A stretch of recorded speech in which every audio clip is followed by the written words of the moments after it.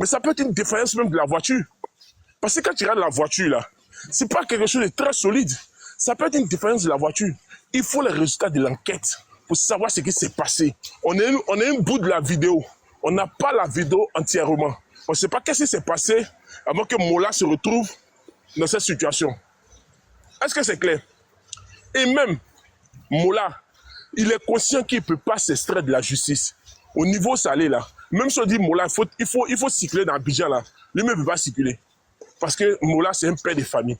Le fait de dire quelqu'un, là, moralement, là, tu ne peux pas supporter ça toute ta vie. C'est-à-dire que tu es obligé d'occuper des enfants de la dame, tu es obligé de t'occuper du mari de la dame, tu es obligé de t'occuper de la famille. C'est une pression morale énorme. Les gens pensent que même si Mola va en prison, c'est fini.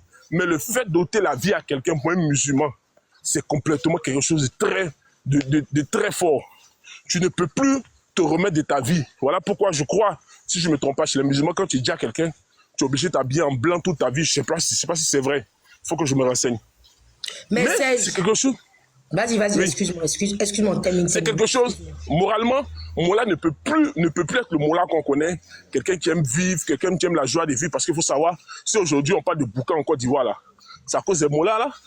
C'est les Mola qui ont amené cette façon de vivre en Côte d'Ivoire. Donc, pour vous dire aux gens que c'est pas facile. Même si Mola n'est pas en prison, moralement, il sera atteint. On ne le charge pas parce qu'il a déjà une charge émotionnelle déjà. Si Hassan n'avait pas parlé là, on était assis là, en train de pleurer notre soeur qui est partie, et aussi en train de trouver la solution pour Mola, pour voir comment est-ce qu'on peut gérer le Ramba, parce que c'est un Ramba aussi. Voilà. Mais la prison, même s'il a fait, ne va rien changer. Voilà pourquoi moi j'ai dit, je ne suis pas pour amener Mola en prison. Tout sauf la prison. Il doit y avoir d'autres solutions, sauf la prison. Je me mute. Mais Serge, quand tu dis que l'accident peut arriver à n'importe qui, moi je pense que c'est plutôt le décès de notre soeur qui peut arriver à tout le monde. Maintenant, quand tu dis que Mola ceci, Mola cela, mais je suis désolée. Tu sais que tu as un engin comme ça. Il faut t'assurer que ton engin va bien. Serge, Mola ne roulait pas à la vitesse qui était autorisée. Il était au-dessus de cette vitesse. Je suis désolée. Quand ça m'énerve quand vous dites ça. Que ce qui est arrivé à Mola, parce que Serge Tano, moi, aujourd'hui, peut-être vous allez me trouver bizarre. Moi, au contraire même, je vais remercier Hassan Hayek d'avoir fait cette sortie-là. C'est ça qui a poussé notre frère ou soeur, je ne sais pas qui, a fait fuiter cette vidéo pour qu'on ait la vérité. Parce que si Hassan Hayek n'avait pas fait cette sortie bancale, ça allait rester comme ça. Cette vidéo n'allait pas fuiter. Et donc, je pense que la personne qui a fait fuiter cette vidéo a écouté les propos d'Hassan Hayek qui a dit ceux-là, ils sont en train de mentir. Trop, c'est trop. Je vais faire fuiter cette vidéo-là. Parce que, comme tu dis, s'il n'avait pas fait cette sortie-là, oui, on allait pleurer notre soeur comme ça. Oui, mais notre soeur allait pas être enterrée avec dignité. On allait mettre le mensonge sur sa tête. On allait mettre le mensonge sur sa tête. Non, je ne suis pas d'accord avec tes propos, Serge. Parce que je vais... Là, moi, je vais remercier.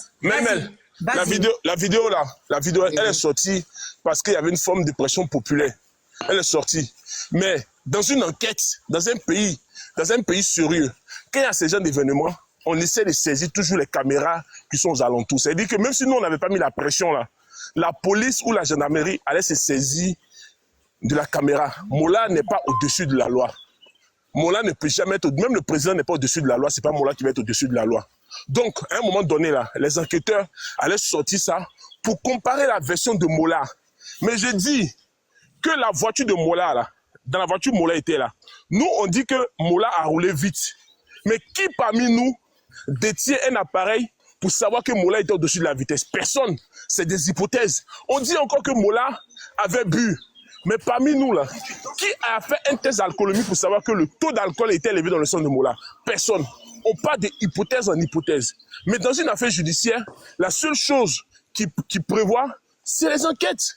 C'est le résultat d'enquête. On ne peut pas dire que Mola était à 100 km à l'heure parce qu'on regarde quelqu'un rouler sur une vidéo. Non, c'est pas comme ça. Maintenant, est-ce que la voiture ne pose pas des problèmes mécaniques? Parce qu'on connaît, on sait ici qu'il y a des voitures, on achète, sorties des garages, et puis dans 1 mois, dans 2 mois, le moteur prend feu. C'est déjà existé. Donc, calmons-nous. La justice va faire son travail. Arrêtons de spéculer. Si la vidéo est sortie, c'est parce qu'il y avait une forme de pression populaire. Mais cette pression populaire-là ne peut pas faire justice. On ne se fait pas justice. C'est pas parce que Mola a dit à quelqu'un qu'on doit tomber sur Mola pour dire on va le dire aussi, ou il doit aller en prison forcément. Non. Ça, c'est le travail de la justice. C'est ce que les Ivoiriens ne comprennent pas jusqu'à présent. Quand on parle de ça, on dit non, on défend Mola. Mais Mola nourrit personne. Moi, je ne connais même pas Mola, je n'ai jamais vu Mola de ma vie. Mais je dis, si Mola peut servir d'exemple, parce qu'il faut savoir qu'aujourd'hui, beaucoup d'artistes prennent le volant avec de l'alcool. Mola peut servir d'exemple. Mola peut servir d'exemple à cette jeunesse qui se donne à beaucoup de choses. Comme c'est un acteur public, c'est quelqu'un qui a un visage connu. On peut lui donner une grosse amende, une très grosse amende, et à travers ses activités, essayer de sensibiliser les gens pour dire faites attention, il y a nos sœurs, il y a nos enfants, il y a nos parents sur la route, faites attention. Mais quand on le prend et que la seule solution c'est de le mettre en prison, nous sommes en train d'écarter le problème de la route, parce que la route c'est pas un jeu. Voilà pourquoi j'ai dit ça. Mais on ne défend pas Mola. Pourquoi vous là forcément dit Mola doit aller en prison? Bon, Mola va aller en prison là. Est-ce que la fille là va revenir? Est-ce que la dame, notre soeur qui est morte, elle va revenir? Ok, non. Serge, je vais te dire une chose, pourquoi il doit aller en prison. Il doit aller en prison parce que il n'a pas été, comment on appelle ça, il faut qu'il réponde de ses actes. Il faut qu'il réponde de ses actes. Ok, tu dis que laissez Mola. Attends, Serge, et puis tu vas me répondre. Tu dis, ok, laissez Mola, la justice va faire son travail. Ben, foutez la paix à Hassan Hayek. S'il doit répondre de ses actes, la justice aussi va faire. En fait, ce que je trouve tellement pitoyable dans cette histoire, c'est qu'il y a une dame qui a perdu la vie.